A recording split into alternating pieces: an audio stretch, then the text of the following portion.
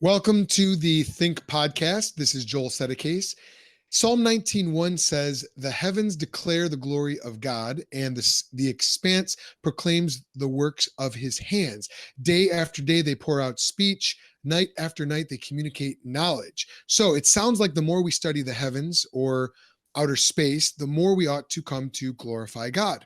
We might even expect that modern scientists would be the most devout believers, the most devout Christians, and yet many of those in the scientific fields, many of the scientific fields are dominated today by unbelief, by unbelievers.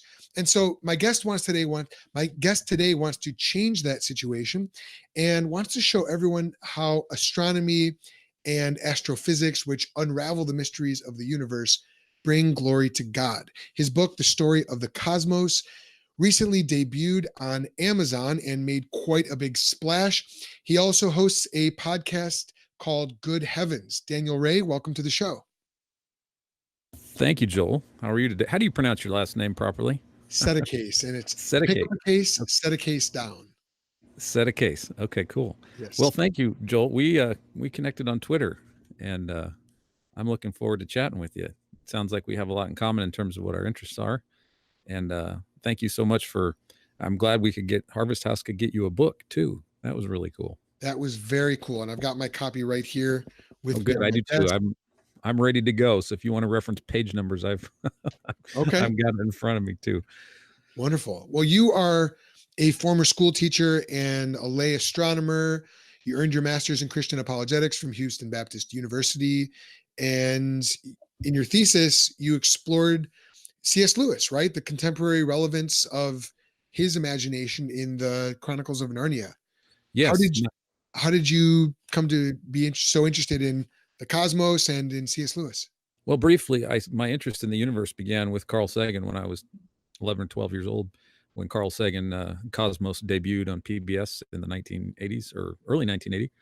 And I was 12. I was fascinated by how he was able to tell a story of the cosmos. And I'd always been enraptured by that. I didn't know anything about the materialism that lay behind the cosmos. It's very implicit in certain places, but very explicit in other places. But as a 12-year-old, you're just like, ooh, pretty pictures and the universe. And it was just always drawing me to that. How I got to the degree program, it was my last teaching job was in 2013, 2014. I was a middle school teacher preparing to teach English. And part of the curriculum included some Narnia Chronicles. And I had read them, but I wanted to brush up on them. And so I was browsing for a reference book on basically some background for Narnia.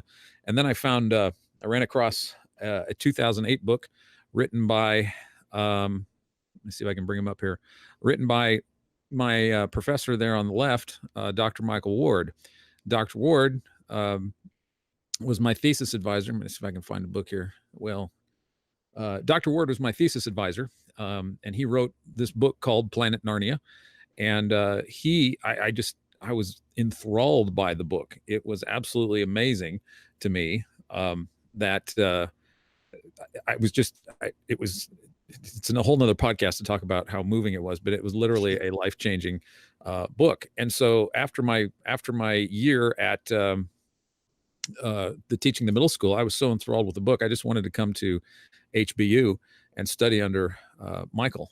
And so according to Michael, I was the first person to do a thesis on his book. And I'll bring it up here. Here's the book, Planet Narnia, The Seven Heavens and the Imagination of C.S. Lewis. And just for your listeners, I will be referencing images. I'll try to be able to speak to them. But if on the audio version of this, you won't see these things, but I'll try to talk in such a way that you know what I'm talking about without having to look at the pictures. But that's the book that I studied. And basically it was Dr. Ward believes, and it's in 11 years since, it's been confirmed pretty much by scholars and Lewis aficionados that Dr. Ward has uncovered what was going on behind the Chronicles of Narnia, aside from the obvious Christian overtones. Dr. Ward believed that Lewis was incorporating symbolism from medieval cosmology into the atmosphere of the whole entire series. And so each book would represent all the mythology, all the literature, all the imagination of the seven heavens from the medieval cosmos. And so I did my thesis on that, and then took it one step further. Really, Dr. Ward's challenge was, if my book is true, what do you do with it? What's the apologetic relevance? How do we get this back into the culture? How do we carry on Lewis's imagination, love of Psalm 19, and love of medieval cosmology, and what relevance does this have for us today? So that was the challenge for my thesis. And so out of the thesis came the event that we held a couple of years ago. This event, the Astrophysics and Fantasy, where we brought together a Hubble Space Telescope scientist and my thesis advisor, Dr. Michael Ward. It was really an amazing event. I met a Hubble scientist during the course of my master's degree, and he was interested in what I was writing about and wanted a copy of my thesis. And so when I finished my thesis, I submitted it to Dr. Ward, and then I also gave it to Dr. Anton Kokomor, who is there on the right. He is a veteran astrophysicist with the Hubble Space Telescope and the Space Telescope Science Institute in Baltimore, Maryland. And they came together on the stage at one night at Southwestern Baptist Theological Seminary, and we had a packed house talking about Narnia, Lewis, and the Hubble Space Telescope. And from this event, the book that you hold before you was born. This was the genesis, and it was wonderful because we had children there, we had parents there, we had older people there, we had kids. It was the kind of audience that we wanted to reach, and we saw the magnitude and the impact that that the event had. And it was pin drop silent in there the whole time. I mean, it was just wonderful. And so we knew we needed to get this book done, and so we did. Wow. So very cool. One quick visual thing down at the bottom of your screen. It says Hangouts is sharing your screen. Can you tap hide there? Oh, sorry about that. There you go. There we go. So sorry. No, it's all good. I think we were talking before the recording about how we're both learning this technology, and yes, after today, this is going to both right. Help out both of our podcasts a lot. That's right. This is a venture for both of us. So apologies to the audio audience that we're subjecting all of this visual stuff to. But I think we'll be able to have the conversation with or without the visual. You can still be able to know what we're talking about. Yeah. Well, and it's a conversation worth having and definitely worth listening to. And when I first found out about your book, like you said, we connected on Twitter. I really wanted to get a copy of it. I couldn't wait to read it. This is it's a subject that's fascinated me since I was a child, since I was really young. In fact, I remember being in fifth grade, and so I'll age myself right now. I was in fifth grade, and I guess I'd finished fifth grade, and it was the summer of 1995. And I remember that National Geographic had just come out with their wide field planetary camera pictures. It was the wide field or the deep field pictures. Mm-hmm. And it's the ones, and you reference it on page 9 in the book. Yes, sir. And what they did was they aimed a camera into what looked like an empty section of space where there was nothing there in the Big Dipper. And the pictures that they took as they magnified it up, as they blew up the picture and took this deep and wide picture, was you see all these specks of light, and as you look closer, you see that they're not just specks, but they're spirals, and you realize you're not looking at stars, you're looking at galaxies, each of which has millions of stars. Mm-hmm. And I remember seeing these images, and there's this one distinct memory that I have where I'm walking from my house to my friend Jeff's house, who's about 4 blocks away, and I remember looking up at the sky, having seen those pictures, and being Daniel, the emotion that I felt it was a mixture of awe, and it was a little bit of terror in just knowing that above me in that black sky, there were millions and millions. And my brain couldn't even comprehend, it still can't, how vast the universe is. And I remember feeling it was almost a sense of dread. And it was maybe one of the closest times that, I've experienced what the Bible calls the fear of the Lord, where it's not, where it's this awe bordering on dread of how vast and amazing he is. So yes.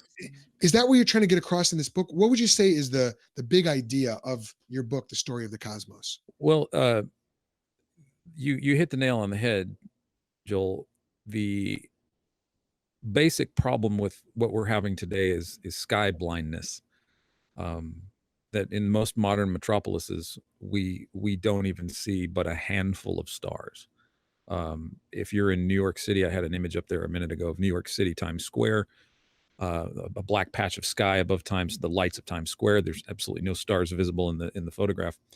But this is generally the problem if you're in a large metropolis like you are in Chicago or Dallas or New York or Los Angeles. You don't see the stars. You just don't see them. And so a lot of times, and Michael Ward, my professor who does a chapter in this, talks about this very problem, that we've substituted images for the encounter with the real thing. And so there's nothing wrong with these images. They're fantastic and they're awe-inspiring, as you've noticed. But what combined for you, as you've explained it so well, was looking up into that region and experiencing in the flesh, incarnately, experiencing what is above you and by what you are surrounded. And it is a deep kind of fear. That there is a deep kind of almost like a holiness, or of what the psalmist says in Psalm 19 that you read just a few minutes ago. There are no words. It's more of a deep-seated experience that you encounter.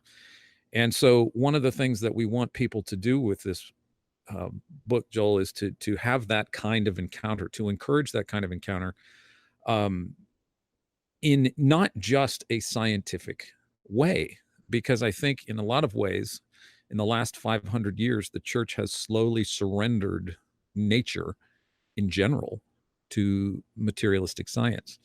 Astronomy began in earnest with Copernicus, Kepler, Tycho Brahe, Galileo, William Herschel, Isaac Newton. These were Christian men who took their Christianity seriously and took the heavens seriously, and they investigated these things with the knowledge that you've just expressed, the eloquence, the beauty, the wonder of the heavens themselves. And so we don't just narrow it down to science, but we have good science, we have scientists, but we have philosophers. We have William Lane Craig and Paul Gould, Dr. Paul Gould, Michael Ward, who's a Lewis scholar and a literary scholar. We have Holly Ordway. So we are addressing a multifaceted perspective on the cosmos that the church has not really come up with yet. Since Carl Sagan, we've just not had an all-encompassing experience the heavens through art, experience it through literature, experience it through different forms of human expression, everything that tries to capture what you just so eloquently said. This awe and wonder is not just science. There's poetry, there's art, of course, there's music. We don't have a chapter on music. I would love to have had that, but it's a multifaceted approach to the universe that addresses the whole person, and not just a narrow niche science to it. And so up on the screen right now is the deep field, the Hubble Ultra Deep Field that you described just a few minutes ago. And I give a presentation when I talk about the book.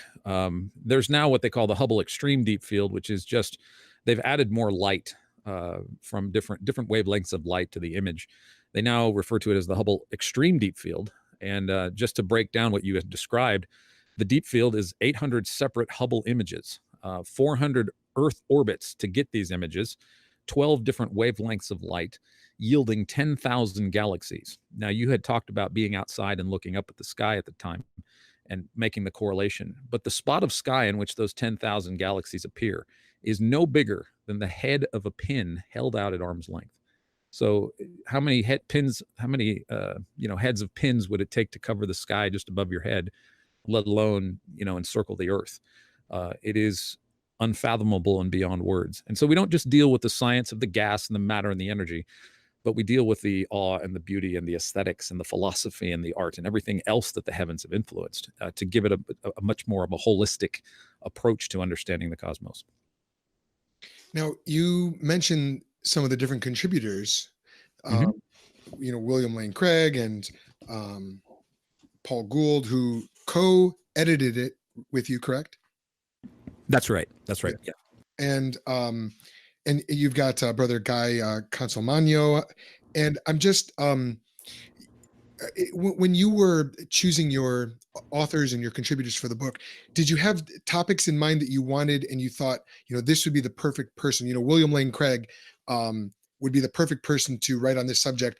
Or was it, we picked the authors first and then whatever they wanted to write about, or what was how'd you make the connection between these different authors and the subjects that they wrote on? Well, that's a great question, and it really came together rather remarkably when I was looking for. So the event I described at the outset, I was charged by Michael and Anton when I made the suggestion to them offhandedly that they should do a presentation together. They both surprisingly agreed to it and then tasked me to make it happen. So I was like, well, what do I do? What do I do? Don't you have people? Don't you guys have people to arrange this kind Right. of thing? Why are you asking a nobody to do this? And there's like, well, no, Daniel, that's a wonderful idea. Make it happen, And so I did. I contacted some friends. I said, hey, I need to raise some money so we can have this. And the one thing that I was doing, Joel, was I needed here in Texas. We were going to have it here in Texas. And I says, well, we just need a place to have it. Where do I go? And so Anton suggested I look at a seminary. And so I poked around and landed at Southwestern Baptist, randomly just emailed Paul Gould because he had a website with C.S. Lewis and apologetics. I'm like, oh, Dr. Gould would love this. And he did. We'd never met before. I didn't even know who Paul Gould was. And I met with him. We met for coffee at the seminary. I told him the idea, and he just looked at me wide-eyed like, are you kidding me? I said, all I want to do is have a place to have this. Can we use your auditorium or something? That's all I went to Swibbits for. Southwest, we call Swibbits here in Texas, Swibbits, Southwestern Baptist. And he's like, yeah, let me go knock on a door. And so Swibbits gave us an auditorium.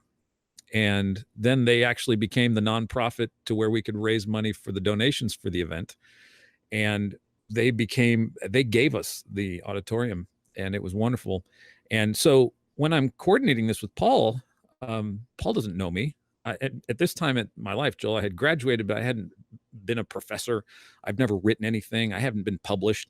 I didn't have a manuscript. I didn't have an agent. I didn't have any publication experience. And Paul just taps me on the shoulder and goes, Dan, we need to make a book of this.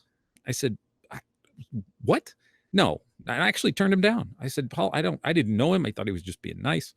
And he said, no, I think this would be great. So I thought about it for a couple of weeks. I'm like, dude, you're a dummy if you don't take advantage of this thing. So I'm like a nobody. And Paul Gould is then. So Paul's like, yeah, I think I can get William Lane Craig in on this too. My jaw dropped. I'm like, Paul, you don't even know me. What do you think Bill Craig's going to be willing to be in a book with a dude that shops at Walmart? I mean, I was like, I can't believe this is happening. He's like, no, it'll be cool. I bet I can get him. And so I was like, are you kidding me? And he's like, yeah, well, think about it. And so through Michael Ward at Houston Baptist, where I was, I had several contacts that I thought, well, I could ask these people. And one of them was Holly Ordway, who was my other professor who helped me with my writing at HBU. And so through Holly and Michael, I had more connections. I had the guy Consolmagno, David Bradstreet, Guillermo Gonzalez was just a random. I wonder if he has a public email. I wonder if he'd be interested in this. And so in a matter of days, Joel, we had our team and we shot out a couple of emails and everybody agreed. We had to shuffle a few chess pieces because schedules and busyness, and Dr. Kokomore couldn't do it because of his crazy schedule. But we got 13 people together that wanted to do this. And we sat down in Paul's office one afternoon. It took about an hour. We made a 4-page proposal. And Paul took it off. He says, I'll get this done. And he took it to 3 publishers, just the proposal. And the third one, Harvest House, went with it. And then here I was, a contracted author, nobody with names like we've been talking about. It's just been a fantastic thing. So it was really sort of a not haphazard, but it was just really sort of a last minute, hey, maybe I can get this guy. Maybe I can get this guy. Maybe I can get them. Maybe I can get them. And everybody agreed. And Dr. Sarah Salviander, she's on Twitter. David Bradstreet, who teaches at Eastern Pennsylvania University, I think that's the name of his school. He's a binary star expert. I met him through Michael. So we just had a wonderful team, and they all said yes. And so here we were. Basically, it was like my dream was coming true. I've always had a childhood dream of doing something with the universe. I just was never smart scientifically to be able to do something. But this is literally like something I've dreamed of since I was 12. That's incredible how God worked that out. I mean, I'm amazing. listening to the way that this just worked out, and the Lord just opened so many doors. And, a couple of believers like us, it's normal to to say things. We prayed before we started, and it's normal to talk about God and how God works things out. And one of the things that struck me as I'm reading the book is how it felt very much like a work of faith. It felt like a work that, as I'm reading it, it struck me as, let me put it this way, it struck me as being very unapologetically Christian in its presentation. Mm, And as it would be very hard, I would imagine, to even be an unbeliever, an atheist, a skeptic, and to read this book and to not walk away impressed by the faith of the authors, the confidence of the authors in the reality that, look, the heavens really do declare the glory of God. And I remember also, as I'm reading it, thinking, I've never really read another book like this.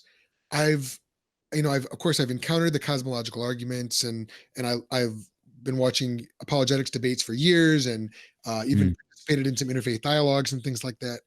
But when it comes to books, and I guess the closest thing that it reminded me of is maybe one of these like four views, five views on, there's mm, four views on eschatology or four views on the millennium. mhm, But what you've done here is you've compiled a book. It's not four views, it's one view, and it's like a diamond. I feel like I was turning the diamond, and mm, based on which author and what their expertise was that I was reading, a different frequency of light and different colors were coming through the diamond as it was turning, but it was all the same diamond. It was mm, all from the presupposition of God's existence, the presupposition of biblical truth. Um, mm, now, we may have talked about this a little bit on Twitter, but I'm coming from the perspective of, as a presuppositionalist. And so, mhm, my own personal story, I used to listen to a lot of William Lane Craig in years past. Now I listen to guys more like James White. mhm, And so, as I'm reading, I'm looking for the different approaches that people are taking. mm, And I probably had a couple of um, moments in the book where I was reading it and thought, I probably would have worded that differently, or don't know if I would have phrased it that way. But there mm, did seem to be remarkable harmony between the different authors. And yeah. um, so there is I was struck by the uniqueness of the book and the harmony of the book, of the different articles. To your knowledge, is there another book like this? Is there, this kind of compilation that's bringing together cosmology and apologetics and, I guess you might call artistic or cultural commentary? Well, we thought no, because I mean, that was one of the things that went into the proposal that afternoon. I sat down when Paul and I were talking about this. We literally could say in our proposal that there was no other book like this out there, and that's not wasn't patting ourselves on the back. That was literally just like the way it was. I mean, if you go into the sort of, if you want to call it just the Christian perspective on the universe, and you go through all the literature that's out there, it's niche, narrow science. Um, there's not a broad. There's good science out there. I mean, I'm not disparaging the Christians that are involved in the scientific investigation of the cosmos, but it is just, a lot of times it's just science, and it's not a broader perspective of, okay, well, this is great science, but how does this touch the guy down here on the street?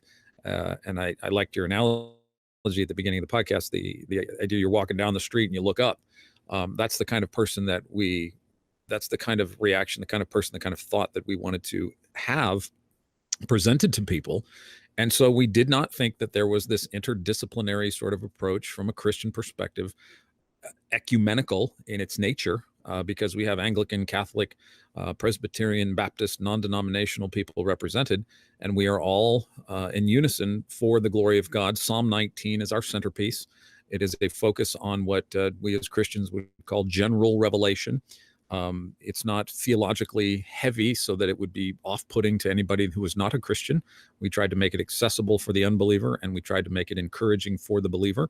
But we not only talk about the universe, but as you are describing, the underlying weaving of it is the different voices of the different perspectives of people who name the name of Jesus, and who attest to the glory that the psalmist attests to, David attests to in Psalm 19.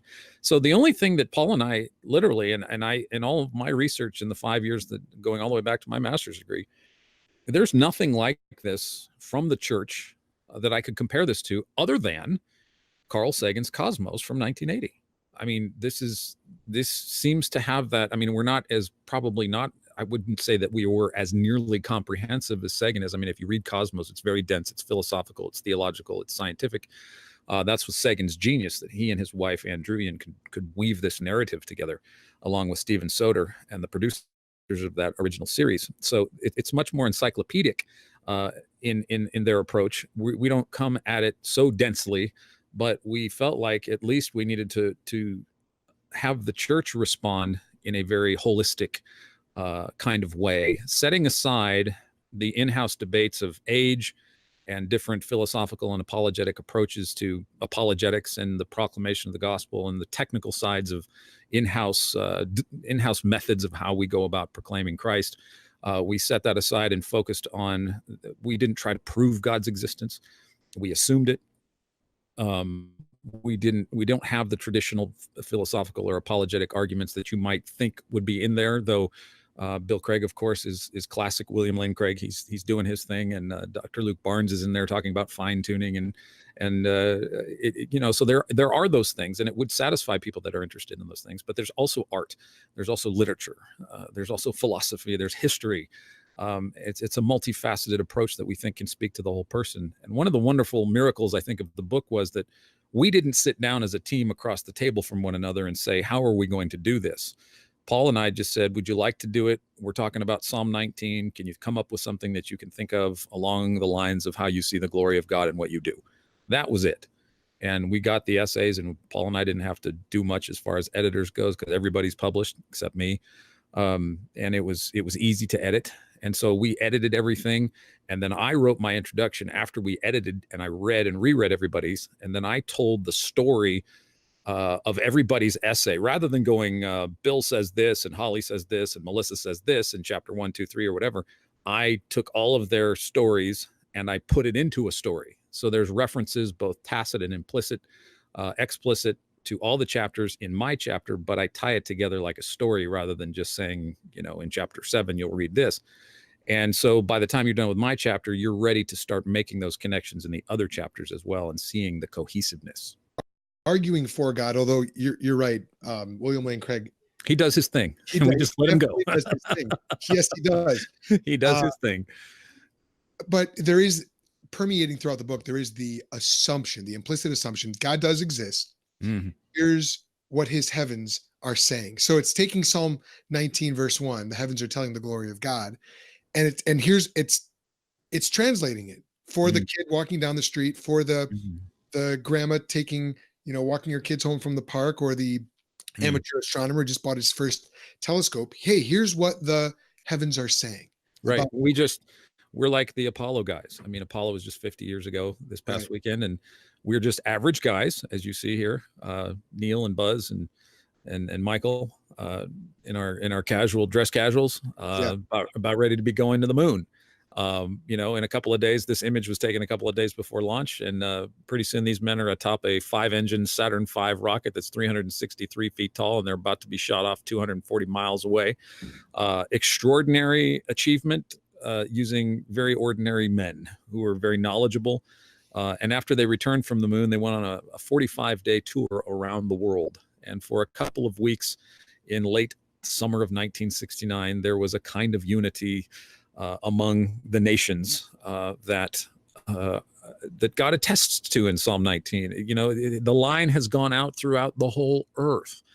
And so whenever believers get together and can show some kind of unity, Joel, that in and of itself is a powerful witness. It's something for which Jesus prayed in John, that they may be one as we are one. And that the world will know that he loves us through the way in which we as a body in Christ are unified. And so it wasn't an overt, explicit emphasis that we were going ecumenical style, but it just ended up being the spirit of the text the coming together was part of the glory that God seems to have intended for us, though we didn't deliberately sit down and say, we have an ecumenical focus.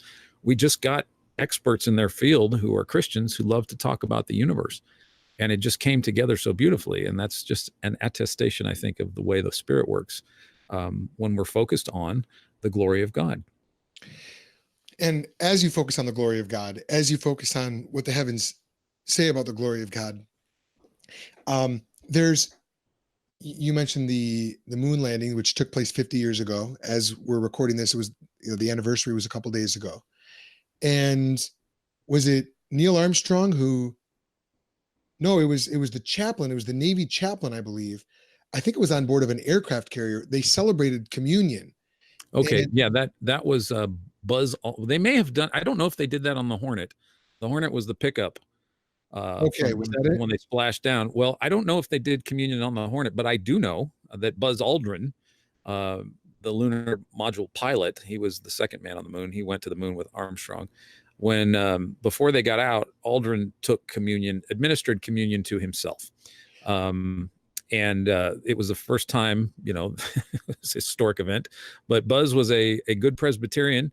I don't know if he still is. I don't know what his current belief about God is. But when the capsule landed shortly thereafter, I don't know exactly the time frame. These images now are up on the screen, but what I'm showing are the pocket, something on a notepad that Buzz Aldrin had written. I couldn't take a Bible to the moon because of the weight limitations, but he jotted down Psalm 8:3 and John 14:6, and then gave himself communion and read these words.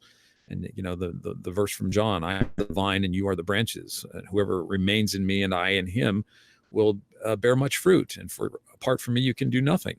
And then in the Psalm 8, "When I consider thy heavens, the works of thy fingers, the moon and the stars which thou hast ordained, what is man that thou art mindful of him, and the son of man that thou visitest him?" And those were the verses that he read when he poured the wine and took the communion in the lunar lander. So that's probably what you're referring to. I don't know if they celebrated communion on the Hornet or not, but I know it was done in the Eagle. That is exactly what I was thinking of. Yeah, thank you Yes, for yes, that. yeah. And Uh-huh. how cool is it that you have the images of those are his handwritten notes? Handwritten notes. I don't know where. I think they're in the Smithsonian. I don't know where they are. I don't know what the status is, but you can go online and see Buzz Aldrin's pocket notes on the scriptures.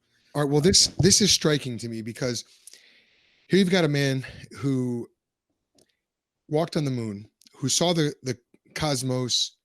I keep saying cosmos, and my inner Greek student is tapping me on the shoulder saying it's cosmos, it's cosmos. Sure. So I'm going to say cosmos just for consistency, but That's fine. That's what we all do. yeah, the his faith, of course, prompted him to write those Bible verses. I did hear the recording a couple days ago where he read from Psalm 8, and Mhm. you can hear the awe and the wonder in his own in his voice, and you can hear his sense of it's this balance, isn't it, between human tininess and insignificance on a cosmic scale, and yet gratitude that God is mindful of us. I mean, you can hear that in the psalmist in Psalm 8. Right.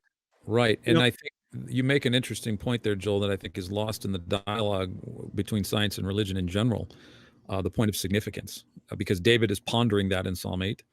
But when you hear the word significance in modern cosmology and modern astronomy, what they're doing is they're looking at, there's no question that we as human beings are small in relation to the cosmos. That's a foregone conclusion. That's obvious.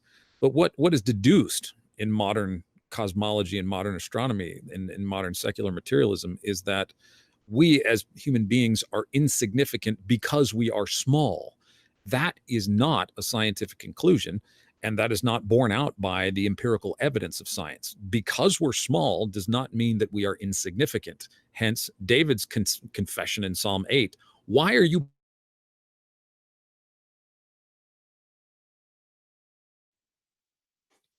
I lost you for a second, Daniel. Are you still talking? Hello? All right. Well, Daniel, if you're on mute, or maybe we're having some connectivity problems, but Well, here's what struck me. We're waiting for Daniel to get his sound back. On page 7 of this book, on page 7 of the story of the cosmos, and this is in the section, chapter 1, where Daniel has written it, and he says, increasingly, it seems the formal sciences of the universe now explain everything with little or no reference to God and his glory. After all, we've been told by the brightest minds that we inhabit, quote, an insignificant planet orbiting a nondescript star, end quote. We have been, quote, dethroned, end quote, and now must humbly come to grips with our, quote, insignificance in relation to the rest of the universe, end quote. And then Neil deGrasse Tyson, who's a popular astrophysicist, believes man to be cosmically, quote, insignificant. Carl Sagan said that we are inconsequential and called this a thin film of life on an obscure and solitary lump of rock and metal. So you've got, Yes. So Daniel, are you back? Yes. Yes.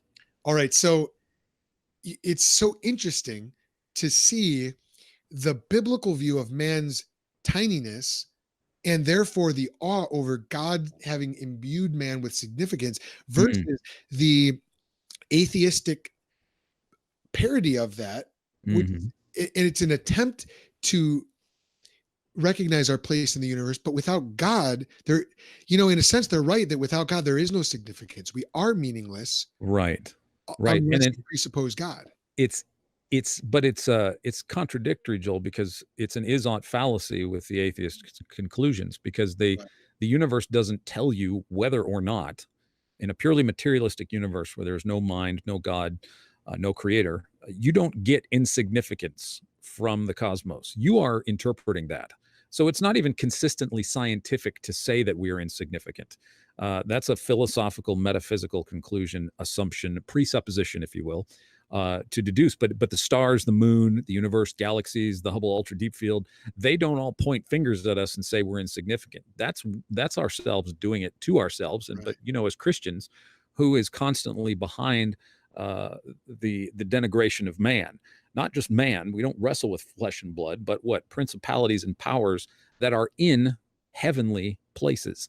So there's sort of a guardian of the moat that wants to continue to destroy us. I mean, First Peter, right?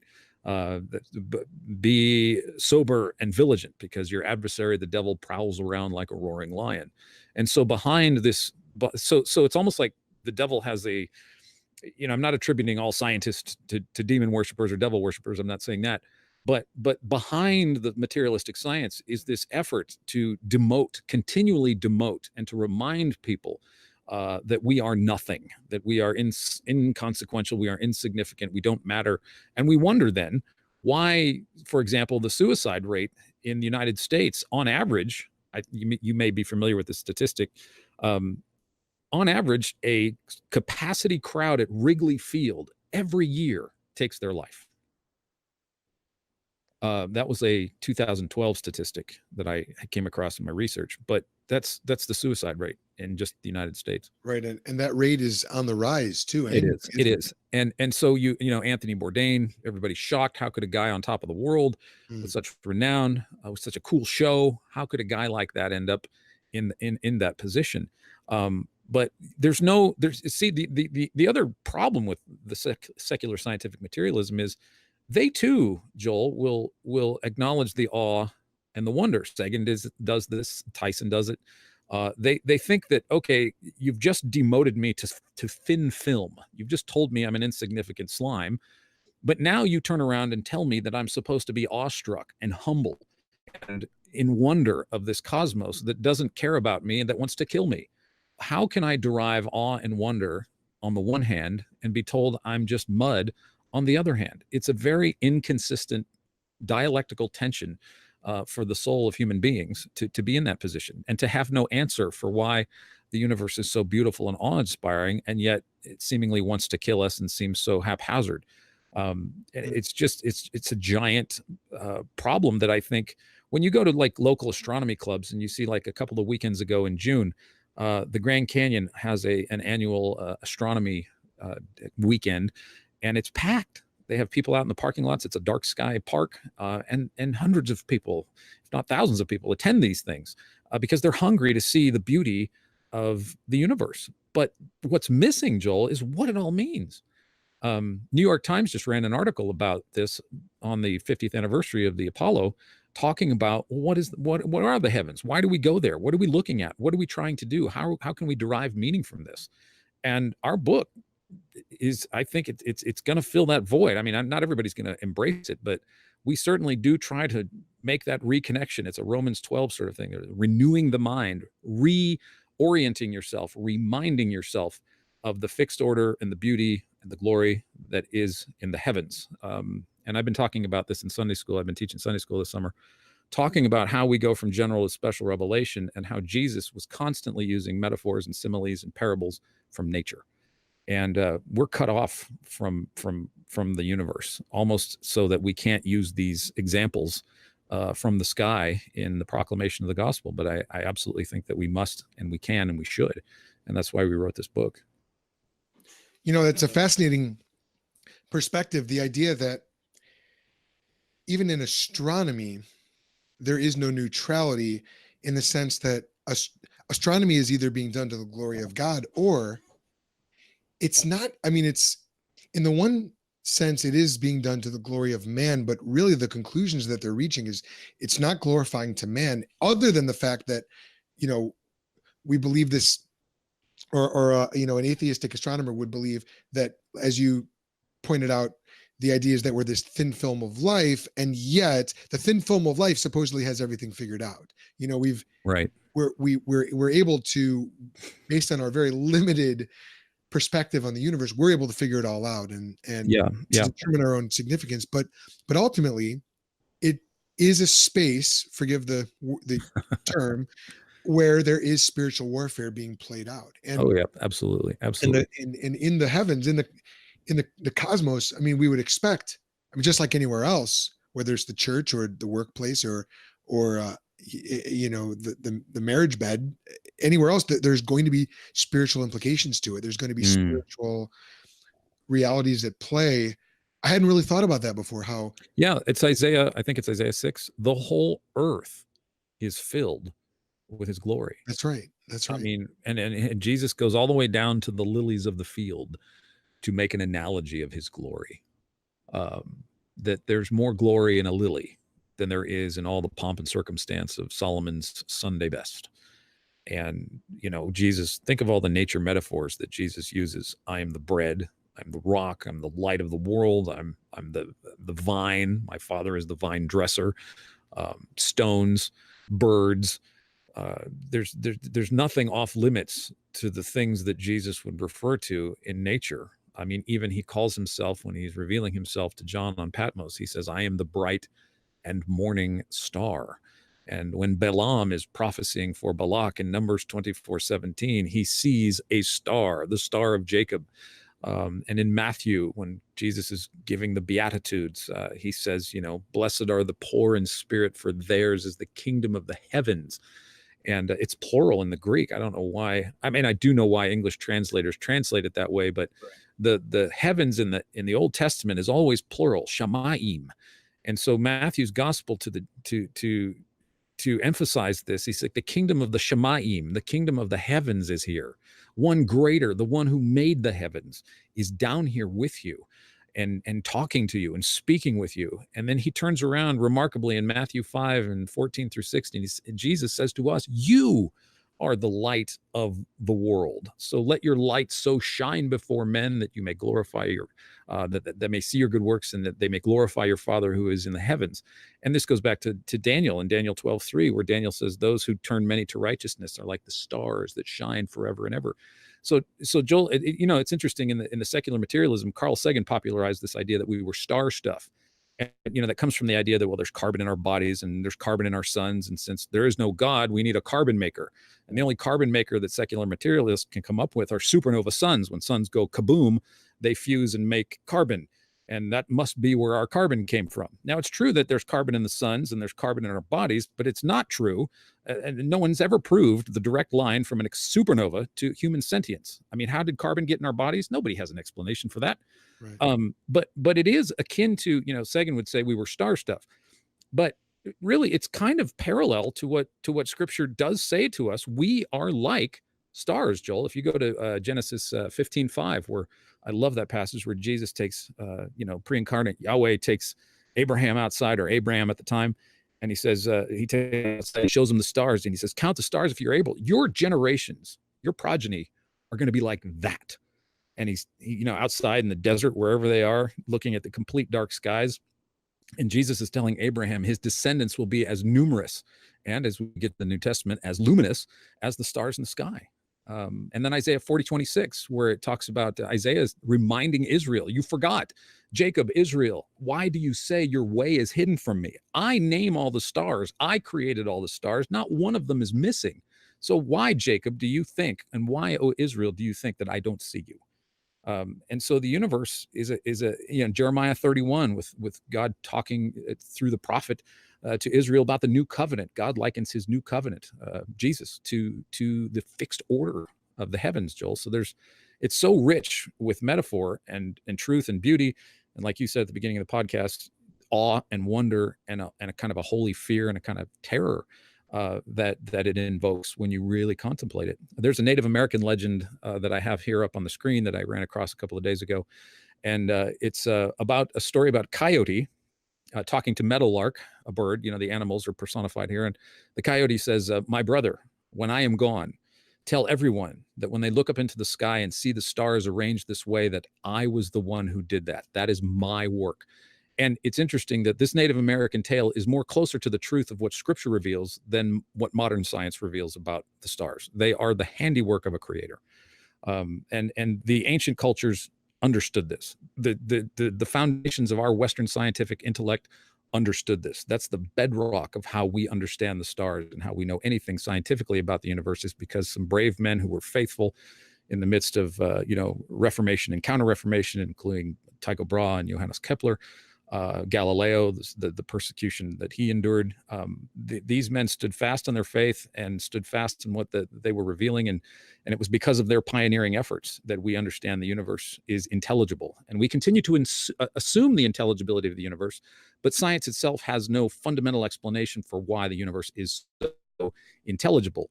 And that's what bothered Einstein. It's like, how is it so wonderful that we can even know the universe at all? Right. And to your point about how we shine like stars, or how we are luminary like the lights in the heavens, it made me think of Philippians 2:15. And Oh, yes, yes, yes. and actually in verse 14 it says, do everything without complaining or arguing, so that you may be blameless and pure, children of God without fault in a crooked and perverse generation, in which you shine as lights in the world. And that word in the Koine Greek is, the word for lights is the same word used in the Septuagint, I believe, for when Mm. God created the lights in the heavenlies. And Mm. so we, as the lights in the heavenlies give light on the earth, we're supposed to be an analogous source of light, a spiritual light here in the world. And Yeah, and that that's so true, and that's so wonderful. That's and that's one of the things that I did in church last Sunday in my Sunday school class. I asked, we got a pretty small congregation of conservative Presbyterians that I'm a part of, a little country church, and they're wonderful people. I love it. It's biblical centered, and the Word is the center of worship. And so anyway, very knowledgeable, smart people. And I asked them. I said, guys, so what's a star? Very simple question, right? And they're all kind of chuckling, like, oh, well, and so everybody was like giving me science answers. And I stopped and I said, okay, now, did you hear what you all said, right? Look how quickly you answered that question with science. And I just used that point to pinpoint how pervasive a scientific ethos is in our culture today, that we would immediately go to a plasma gas, giant nuclear fusion going on. And there's nothing wrong with that. But that was the first answer that we were all giving, a scientific one. And so I went back into the scriptures and I said, well, I just asked the question very gently, why aren't we starting with what scripture says stars are? And going from that, because that definition of a star, it's so poetic, it's so rich, it's there for the metaphorical comparisons that you make. Even Paul uses stars. You're probably familiar in 1 Corinthians 15:41, where he's talking about the resurrection in the context of the passage, and he's saying, different bodies, right? And a star differs from star in glory. And so the heavens are rich for this. And so what we do in the book, like Psalm 102:25, there on page 11 in the book, I quote, of old hast thou laid the foundation of the earth, and the heavens are the work of thy hands. And I compared the Hubble Ultra Deep Field, those galaxies that look like little jewels on black velvet, and I said, you think of God as a smithy, right? As a somebody forging iron and things. And I quote a line from Henry Wadsworth Longfellow, his poem about a village blacksmith, and it says, and children coming home from school look in at the open door. They love to see the flaming forge, and hear the bellows roar, and catch the burning sparks that fly like chaff from a threshing floor. And that's one thing, Joel, that I think is missing in the apologetic dialogue that we have today, that part of our book wanted to address was the imaginative side of evangelism and apologetics and argument with unbelievers. Because as you've probably been aware, and as I've been aware in the last 5 years, when you talk to atheists and skeptics, you rarely trade in any sort of referent to humanities, art, music, literature, poetry, beauty, the philosophy of beauty and aesthetics and things. This is almost completely missing from the dialogue, as if imagination is somehow more tainted because of the fall than reason. We somehow think that reason is like the clear distilled liquid, and imagination is just cloudy and muddy and messy. But why should reason be any less subjected to the noetic effects of sin than the imagination is? And so we address also the need to the very real need to address the imagination and to think imaginatively, because our culture runs to movie theaters. We run to baseball events. We run to football events. We are in front of our televisions binge watching Netflix. We want stories. We want stories that connect. We don't want just rational arguments. There's nothing wrong with those, but man cannot live on rational argument alone. We must have beauty, and we must have wonder and awe. And that's missing from a lot of the apologetics that I've seen and been involved with. And so we hope to sort of bring that back as well. Well, the theme of re-enchanting the cosmos kept coming to my mind, and it's coming to my mind even now as we speak. And you listen to C.S. Lewis and Tolkien talk about how the gospel and the biblical story is the true myth, and how it's sort of the archetype of all other myths, which sort of approximate its truths.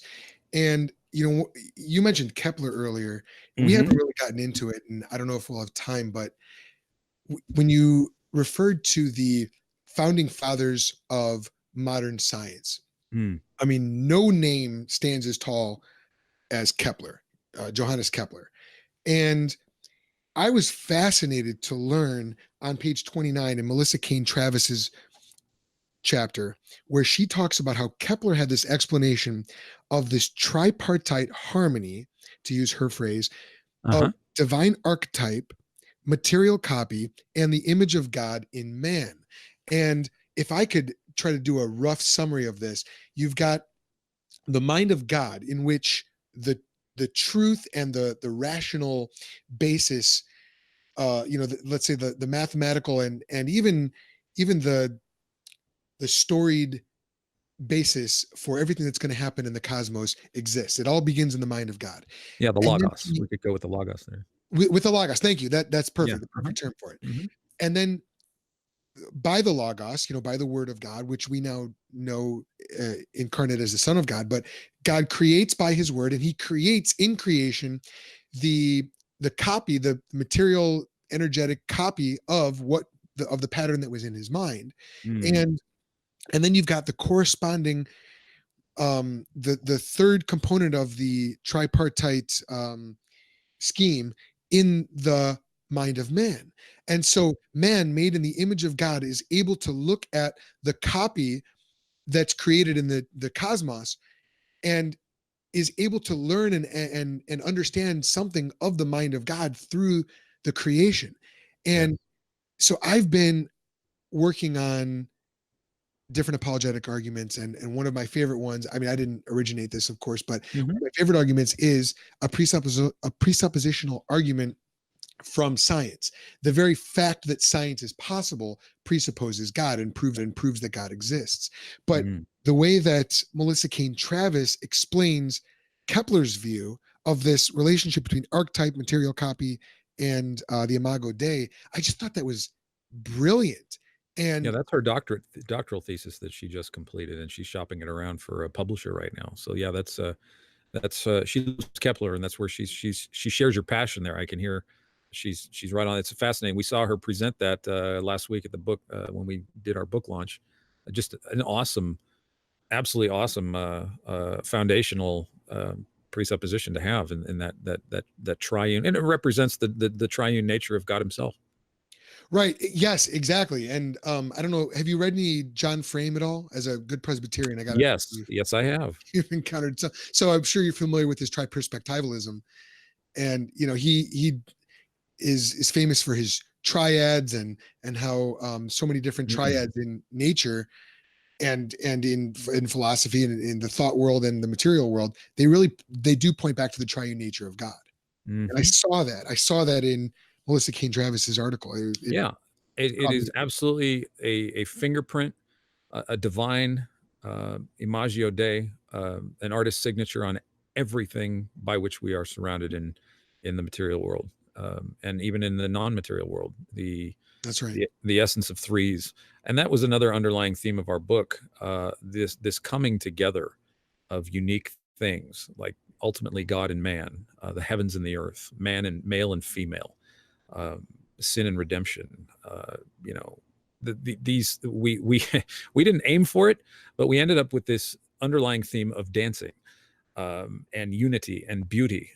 David Bradstreet's chapter, sort of, I would say, would probably be the genesis of where all this came from, because he talks about binary stars.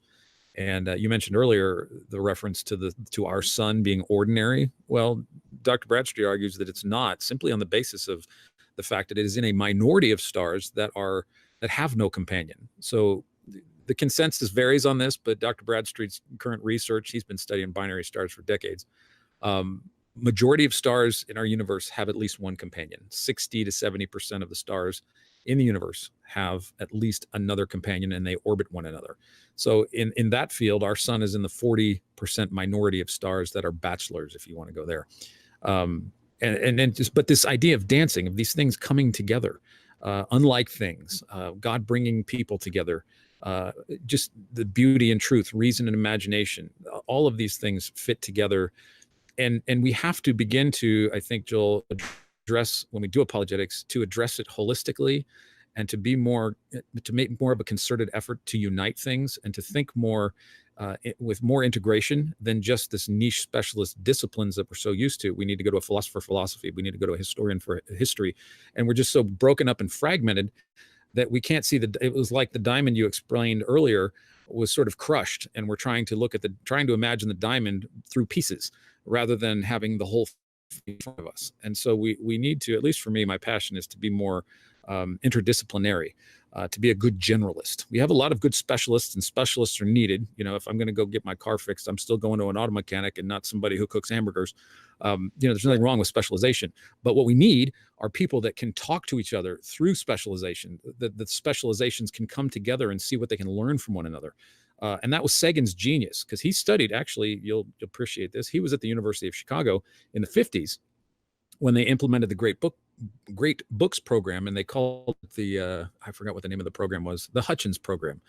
Sagan I don't think he actually enrolled in the program. He was at the University of Chicago, but it basically was from a chemist, I believe, C.P. Snow, who recognized this problem in the 40s and 50s, that at the university level, the philosophers weren't talking to the literary scholars, and the scientists weren't talking to the artists, and the chemists weren't talking to the physicists, and the physicists weren't talking to the biologists.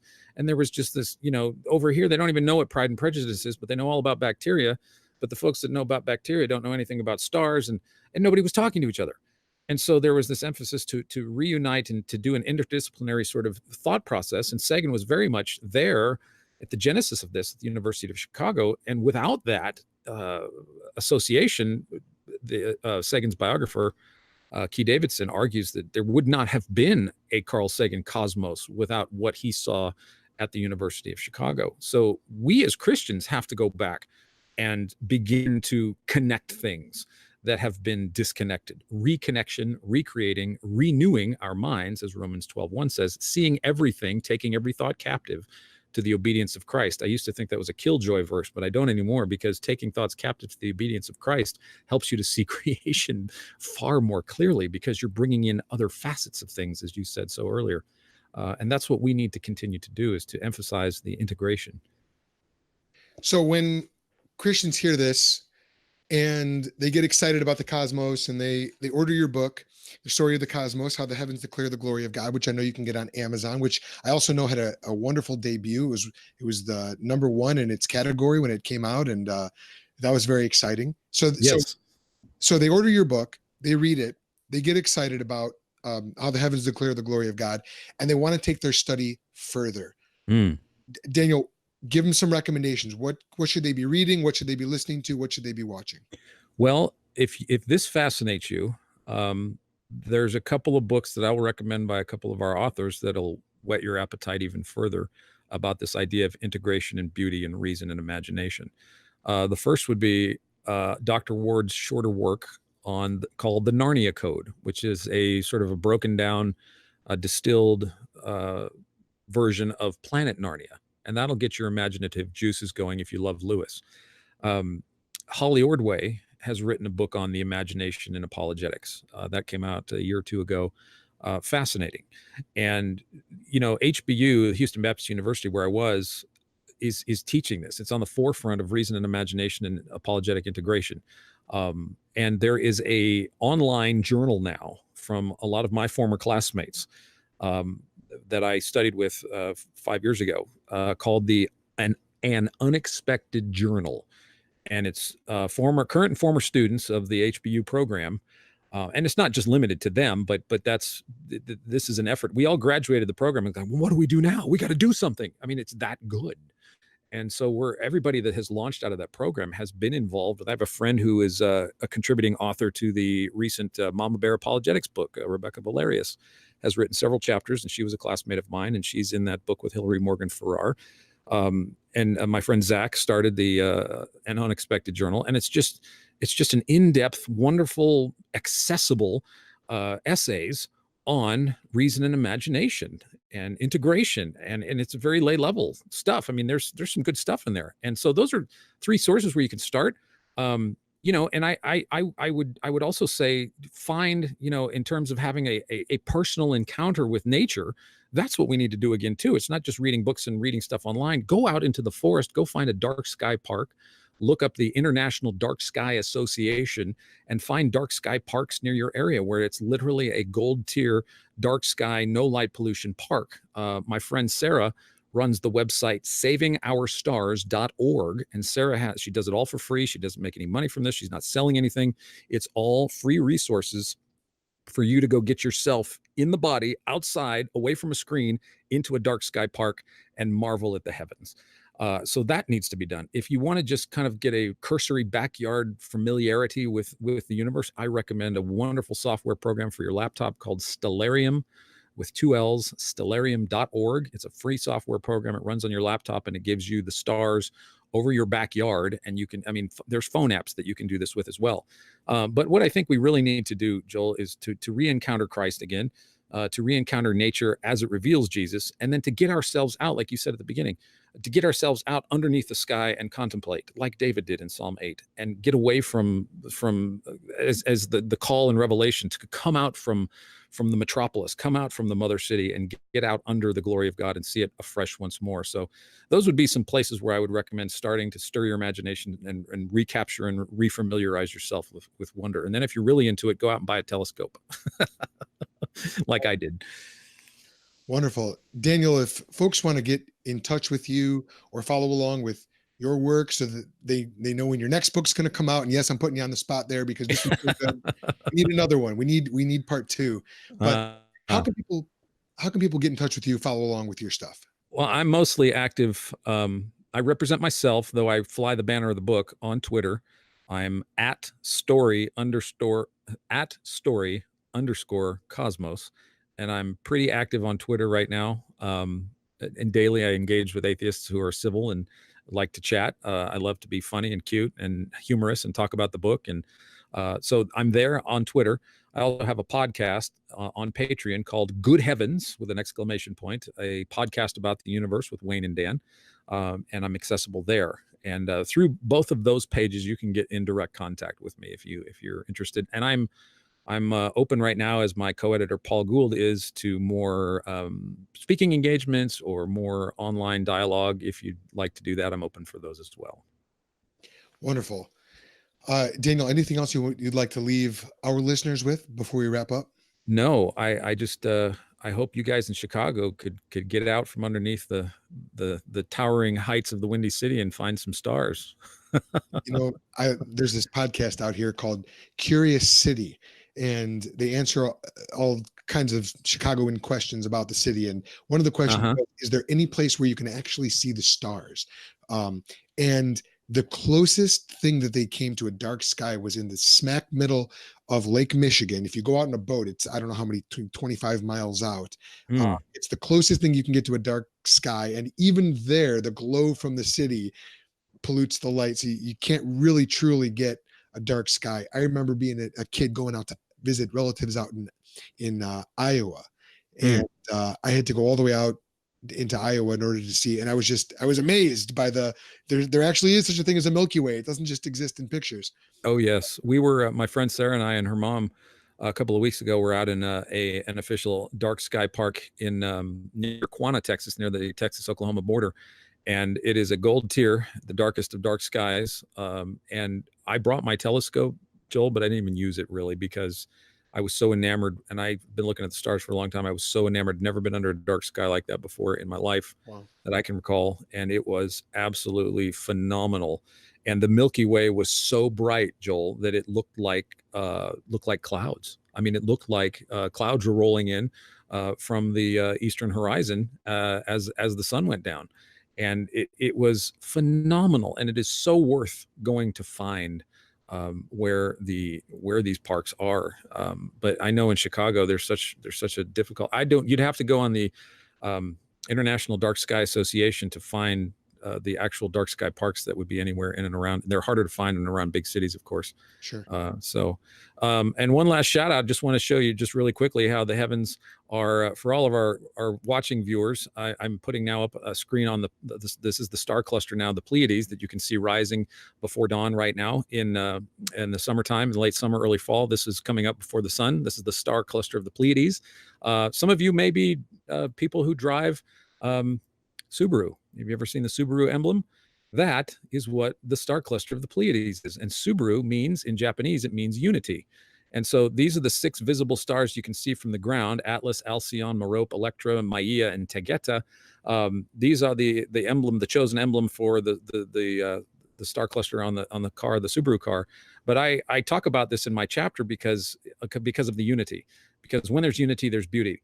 And there's unity in our authorship. There's unity that we have toward the glory of God as Christians. And when we are unified, God is glorified. And that is so, the heavens are still speaking to us. We just have to sort of start to listen again.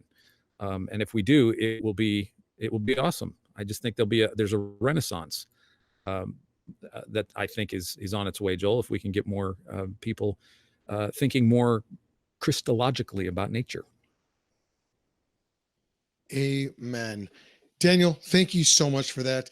And the invitation for you to come out to Chicago still stands.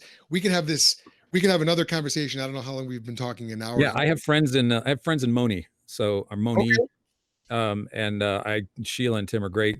Tim's a podiatrist, and they're wonderful people. And I love going out there. And whenever Southwest has tickets for cheap, I'm there. So as soon as I do know when I'm getting there, Joel, I probably will be there before fall.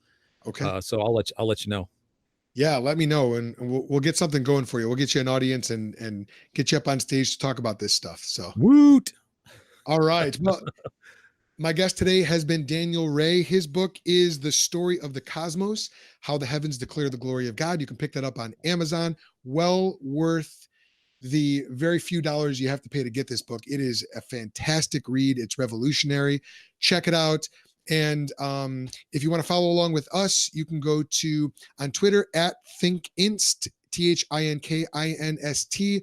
On Facebook and Instagram, it's at the Think Institute. You can listen to the Think podcast every week on your favorite podcast app. And of course, for more great content, articles, apologetic arguments, worldview equipping, go to truthinconversation.com. That's our website. I'm Joel Sedecase. This has been the Think Podcast. Until next time, I hope it made you think. Okay.